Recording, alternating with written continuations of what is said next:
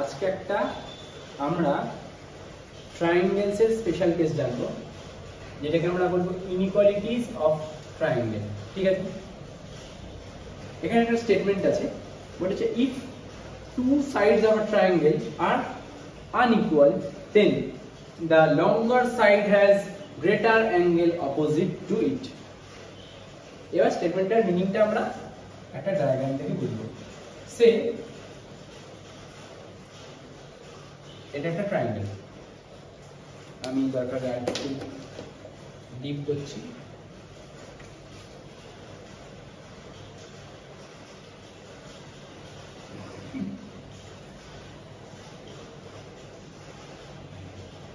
A B C, দেখ আমরা বলতে পারি যে AB and AC এই দুটো সাইড আনইকুয়াল, তাই না? কন্ডিশন কি বলেছিল? If two sides of triangle are unequal, তাহলে AB and AC এই দুটো আনইকুয়াল। কিন্তু আমরা একটা জিনিস বলতে পারছি যে AC is greater than AB, যদিও দেখি বোঝা যাচ্ছে যে AC টা AB এর থেকে বড়, তাহলে এই দুটো আনইকুয়াল। কন্ডিশনে তাই বলেছিল if two sides of a triangle are unequal, তা আনইকুয়াল যেখানে AB টা ছোট AC টা বড়, তাই লিখেছি AC is greater than AB। এবারে যেহেতু AC টা AB এর থেকে বড়, তাই এটা হচ্ছে লঙ্গার সাইড, তাহলে এই লঙ্গার সাইডের ঠিক অপোজিট অ্যাঙ্গেলটা এটাও বড় হবে, সেটাই বলেছে।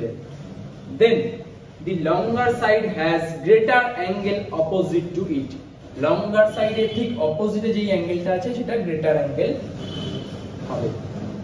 আবার বলছি, এটা একটা স্পেশাল কেস।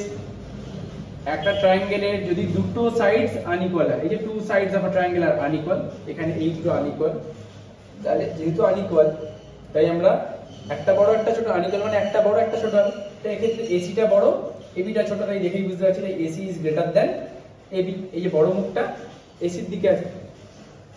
থিওরেম কি বলছে? Then the longer side has greater angle opposite to it, longer সাইডে ঠিক অপোজিটে যে অ্যাঙ্গেলটা আছে সেটা গ্রেটার অ্যাঙ্গেল বা বড় অ্যাঙ্গেল। এই স্পেশাল কেস দিয়েও কিন্তু তোমাদের প্রুফ আসতে পারে, তোমাদেরকে এই প্রপার্টি কাজে লাগিয়ে প্রুফ করতে হবে।